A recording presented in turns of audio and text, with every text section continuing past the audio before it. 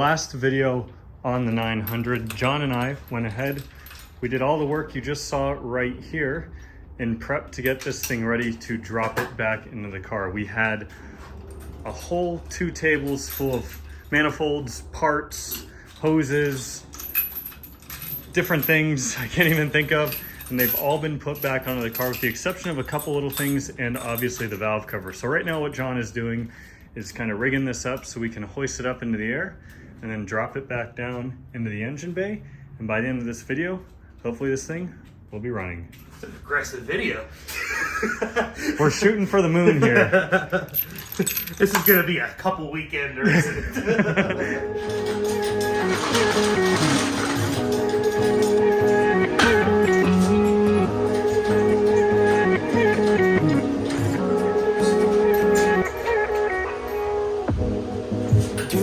Stay the night, 'cause I don't wanna be alone.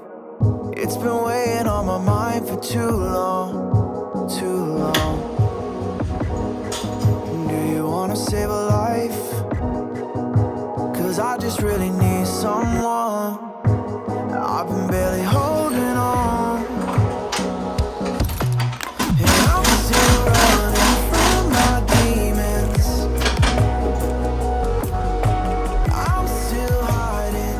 Get that tension out of here. The motor went in super smoothly. Last year it went in smoothly as well. We had 5 people here, so huge shout out to John helping me with this. And now he's doing the dirty work under the car. And the reason why we're starting under the car with the axles is, well, when I rented both of these spring compressors, I had 90 days to return them. And well, we're at about the 84-day mark right now. So by the time next weekend comes around, I'm not gonna be able to return these. So yeah, we gotta get these axles in now. Oh, it's moving. There you go, you're almost there.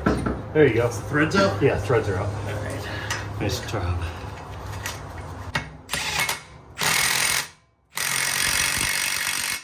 Two hours later. Well, both the axles are back in and both the spring compressors are back to AutoZone just in time, which was super clutch. Big thanks to John with his help. But now, well, you can see we've got a whole lot more to do. I think one of the items I want to address next is installing the DO88 radiator, which I have sitting right here. At this point, as I'm sure you all are already aware, I have just about every DO88 part in existence for the 900, with the exception of their oil cooler and their intercooler. So this thing is going to be ready to go. It's going to have the best cooling performance parts that is available for the 900. DO88 makes a variety of parts for just about every Saab out there. I installed some of their coolant hoses in the last video on the 900. I have their intercooler on the 9.3. The radiator right here is going to be the biggest piece of it all. All aluminum, 25% higher volume and thicker than the OEM radiator, with a nice DO88 spray painted on the front. So there's a couple of pieces we have to change out from the old radiator, but let's first start with getting that pulled out. If you're doing this radiator install with everything assembled, you'll need to first take off some of these charge pipes here. Thankfully at this point though, I don't really have to do much outside of removing these 2 pieces here.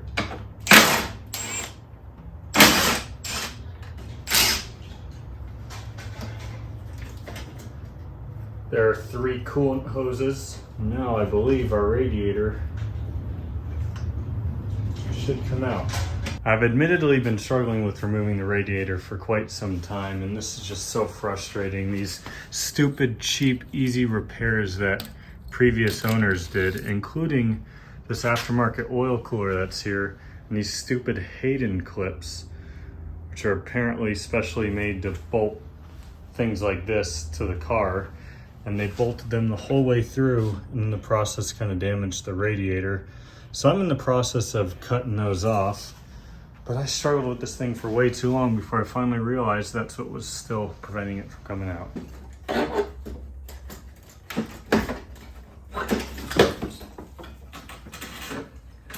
I can confidently tell you guys I will not be using these in the new DO88 radiator after seeing the damage they did to the old radiator, as well as the damage it did just to the oil cooler. I mean, that was not from me at all, but just installing them did some damage. Didn't do too bad to the AC condenser, thankfully. This radiator definitely needed to be replaced, not just because of those stupid Hayden clips. You can see a few fins were damaged on the engine facing side, but the worst of it is actually over on this side. Look at all of these fins up here that were just completely destroyed. That's 2 whole rows of fins that were completely gone. A couple of items we need to swap over from this radiator to here. The first one being the thermostat switch, which you can see I previously already pulled off and repainted and cleaned up in preparation for this.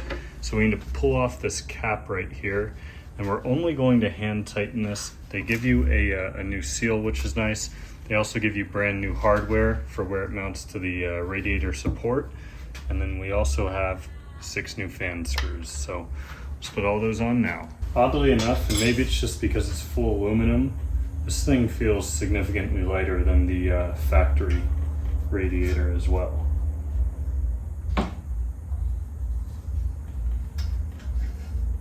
This little rubber grommet bolt thing can just sit between the radiator and the radiator support. And there's a nut that goes on either side.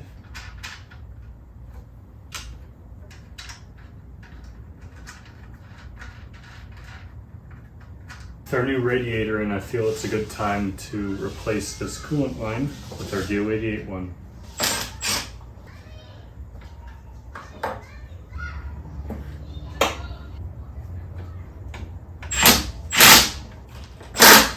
Let's quickly talk about the PCV system in this car. Now, when this car was pulled apart, I knew it had some sort of PCV issue, and we finally figured out what it was.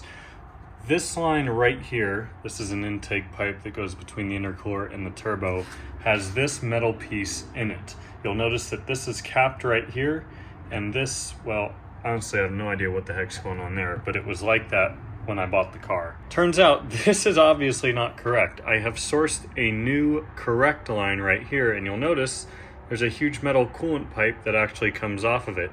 It's very weird in the sense that a PCV and coolant line kind of share the same tube. You can kind of see it in there. It's separate from the airline, but this coolant pipe runs through this PCV line. This is our DO88 line, comes out the other end, and is supposed to connect to this coolant hose, which goes to the water pump. This was the old and I guess current setup, same hose here. The other part of this metal line, which was sawed off, and then this hose, which was kinked and goes to the throttle body. So this is the new throttle body hose, which is actually supposed to come off of right here. And then of course this part goes into the intake. So because I have this new piece, thankfully I can solve this once and for all. We can get our new PCV line in with the correct elbow that comes off here for the coolant line. And then we've got our end that goes into the valve cover. So we need to swap this off of the old one. And let's get all this stuff installed. So again, this is just a rubber hose, but the coolant line goes through it. It's so just stupid. And I want to give a big thank you to my buddy Shane for kind of explaining this whole weird system to me here, because I was very confused when I first heard about it. But that line just kind of goes in there just like that. So we still have our air passage that goes from the intake tube through here and up to the valve cover, and our coolant line remains entirely separate. There's the throttle body coolant line on. You can see it's connected right here.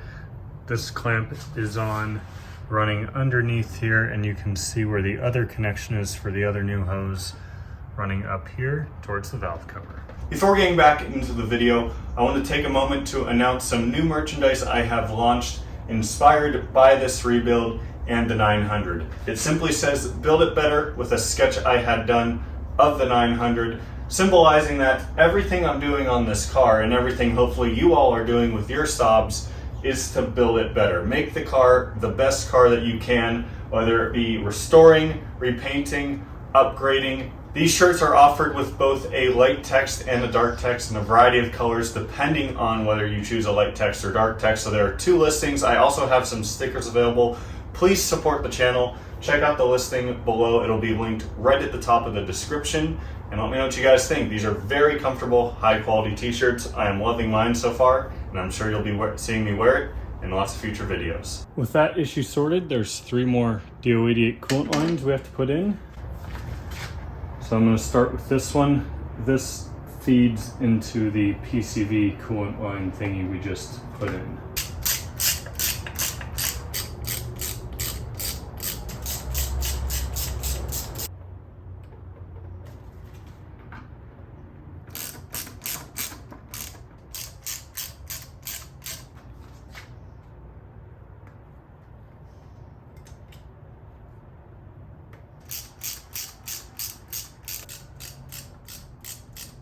So excited to have all these DO88 hoses in. This is really awesome. On to the next job.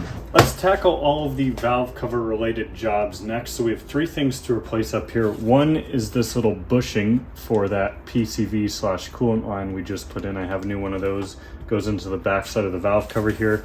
We also have a new upper timing guide. This is just a rubber piece. Yes, it's Pro Parts, I know, but it was the only option really available. And lastly, of course, we have our new valve cover gasket. It came out without much force. Honestly, this bushing probably would have been fine to stay in there. It's definitely stiff, but it still has some play and it's not cracked or anything. But for like, what, $3 probably, it was worth it to just replace that. Let's get that old timing guide out. That definitely benefited from being replaced. As soon as I started prying on it to get it out, which is kind of what you have to do, it just started cracking. So glad I'm replacing that. You can see our new one is just soft rubber. Not too bad at all. The Bentley manual does not have a specific order for tightening down the valve cover bolts. I'll kind of go in like a cross pattern when I do this. It does say 11 foot-pounds though, and it does show you 4 spots where you need to add RTV. For this center gasket, they don't require any extra gasket maker. Saab does have little notches in the valve cover, which is nice to help this gasket stay on, but I'm also adding, I did this off camera, just little dabs of gasket maker every couple of inches just to help hold the gasket in when we go to actually install it. I've got all the gasket maker on this side of the valve cover. Kind of did the same thing I did with the inner one. Now let's get this placed in. Gasket maker has been applied to all the correct spots on the cylinder head. I'm having a little bit of trouble getting some of these little loops to stay into place. So we'll see how this goes.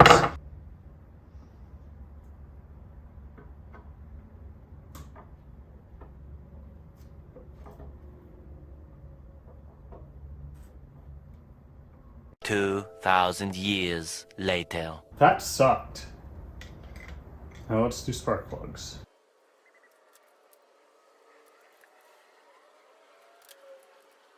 Let's get this heat shield on for the distributor. I seem to have misplaced this nut, but looking back, I don't think I had it. And this is staying on there pretty well anyway, so if I find that nut, I'll put it on there and paint it. If not, I'll worry about it later. It'll be super easy to get to. Let's take care of our distributor next. Y'all might remember the distributor rebuild I did a couple months ago with Eric. We can adjust a few things about the engine by rotating the distributor here. So you see there's a mark here. There was a mark on the valve cover before I painted it. I have a picture of where that mark was. So I'm gonna try and put this as close to where it was beforehand and then tighten this bolt down, and that'll hopefully put it where we need it.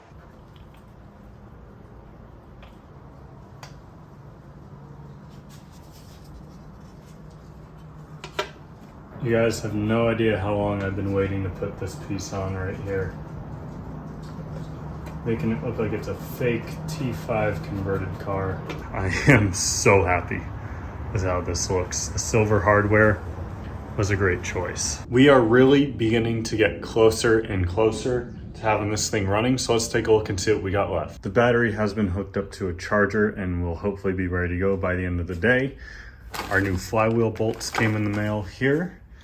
In this box, which if you might remember was actually 2 full boxes of parts, all we really have left is an oil filter, a drain plug seal, which I'm gonna wait till I do the break-in oil change to put that in. We have a couple fuel rail washers, some belts, and one more DO88 hose and switch. And over here, we also have just a couple miscellaneous things like the starter, a couple pieces for the transmission, new slave cylinder, and our downpipe sitting right under here. Back here we have just a lot of the basic stuff, all the air intake pipes, radiator fans, the clutch cover, and some extra belts, the oil filler neck, a lot of little random things, intercooler. So yeah, let's get to work. We've got to do a lot of stuff under the car still as well, like the speedo cable, the shifter linkage, all the power steering stuff. So we're gonna show some of that on camera, but it's time to get to work. You can see our new flywheel bolts are on there, torqued down to about 55 foot-pounds, because any more than that just feels really sketchy. So it has Loctite. So really only need to do this. We almost had a really scary moment here. The input shaft was far too long to slide back in here. Thankfully, just by pulling the radiator out again though, gave us plenty of room for that. I guess we can throw the slave in now. And here's a good look at that OEM tool. They remake them on eBay for like 20 bucks. Definitely recommend them. Input shaft is in, so we're just putting the little plastic piece on now. Look at that. New slave is bolted in. Now we just got the couple of finishing pieces. Our gold cover and our gold little clip. The golden clip. Look at that. Boom. And there we go. Our new slave is in, and John did it so fast he already pulled out the tool in there. It just slid right out. Got excited. That feels good. Yeah, it feels about normal from what I thought, but Definitely different than the BMW. John is going to knock out the fuel line right here as well as the starter, and I'm going to tackle the downpipe. So I'll surrender.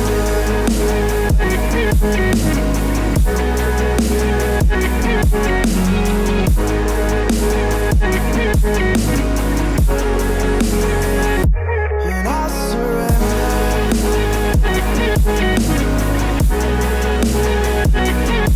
There's no more falling down. I've hit the ground. You don't owe me anything, but I believe that you can show me all the things that I've been needing. I'm just hoping. We've been making some serious progress over the last couple of hours. All of this stuff is in, radiator fans are in. John has just finished up all of the wiring, which is amazing. So I just put the intercooler in. We've got our air box and a few charge pipes, a couple of coolant lines up top here, and we are just about done. He also fixed some other vacuum lines he saw were crossed, which I knew, so that's good to know that they're hopefully all fixed now, but we're getting closer and closer to getting ready to start this thing. The clutch and the whole brake system is already bled. Coolant has been filled and the bleeder screw's been cracked open. Our new line is in here. So we're getting close, putting the new oil in. This is just conventional oil for the first 500 miles, and then I'll put synthetic in it. But yeah, let's put these charge pipes on. One pair of pants later. A few days have passed. Unfortunately, we ran into a bit of a problem right after I filmed the last clip where John was filling up the coolant and the oil. So we noticed the coolant levels started to go down, and sure enough, the car was leaking pretty severely out of the water pump right down there on this new gasket that we put on right in this housing. So bit unfortunate. What I did is I went out, I bought some special gasket maker for coolant, and then I also ordered a new gasket just to be extra safe. So we're gonna have to pull that housing back off. I'm gonna apply gasket maker on both sides, triple check to make sure it was super clean. and then reinstall it and hope it doesn't leak again. It took me quite a while to do and it made a huge mess in my engine bay, unfortunately, but the new gasket is on. The bolts are currently finger tight, so I'm gonna let that gasket maker cure for an hour and then torque it all down. The following day. We've made some good progress so far this morning. All the charge pipes are on. This one is an absolute pain to deal with, especially now that this line is correct. You can see even the best we could do is to barely get it in there with the rib that's right on that rubber grommet. But all the charge pipes are in. We also got new belts on and the tensioner's tight. So we're getting close to getting ready to start this thing up. We're gonna try bleeding the coolant or filling it with coolant again. Hopefully it won't leak this time. And then we got the battery still sitting on the trickle charger over here. Trans fluid we have to check. Oil we're gonna double check, and power steering fluids. Everything has been filled, checked, so we're good to go. So John has pulled the fuel pump fuse. We're gonna crank it for about 5 seconds, then take about a 10-second break. Crank it again for another 5 seconds. Do that 2 or 3 times to make sure we have oil throughout the system. And then put the fuse back in and hopefully she starts up.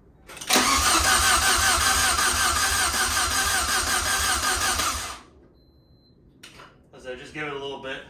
Okay. It's hot out. We don't want to overwork the starter too much. What? The oil light went off there. That is a good sign. Like, let me check it. So as soon as I start cranking it, nothing was on over here. That's really good. It means your alternator's producing voltage too.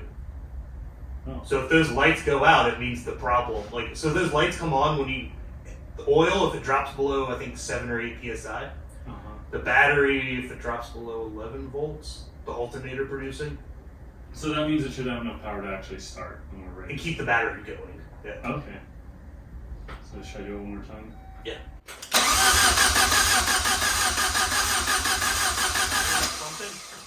Alright, pop the fuel pump fuse in. I'm scared. I also got really lucky. We're right in the middle. Sweet. Oh.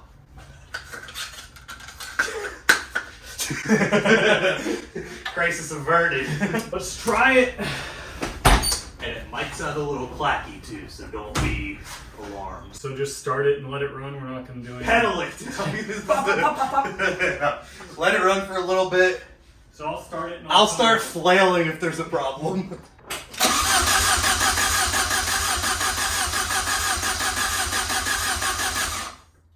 Yeah, let it cycle it a couple times. It's got to build some fuel pressure. Okay. Well, actually, no, it's not going to cycle. These cars don't. So We'll just have to keep trying to start it. Okay, eventually it'll fire once it builds pressure? Yeah. Okay.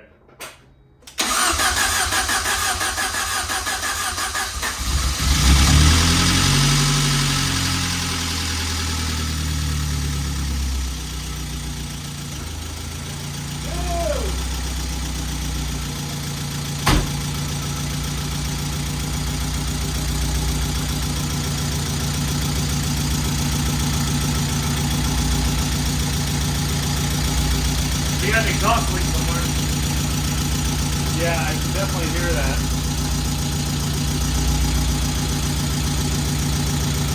It's sticking pretty bad. You're down light. I can feel it. You try to shut it off? We can let it heat up and go through some other things. Okay. That's not going to cause a problem. It's just going to be noisy and smelly. Yeah, so we do have, you can feel it pretty noticeably right here, exhaust leak.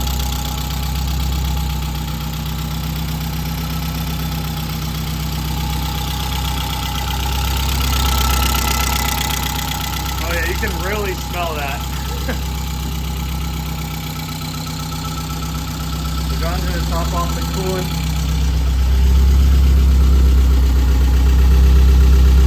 We're gonna check for leaks.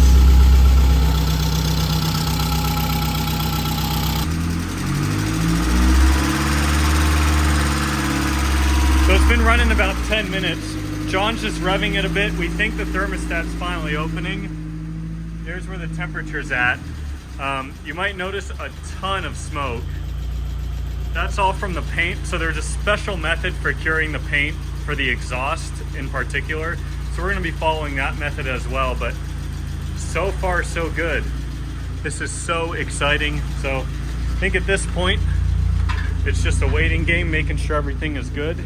Here is John's 9.5, by the way, but I can't thank him enough for all of his help weekend after weekend. He coincidentally is going to be doing the same thing on his 900 here soon. Thank you guys all so much for watching. Thank you again to John for his amazing help. I'll see you guys next time.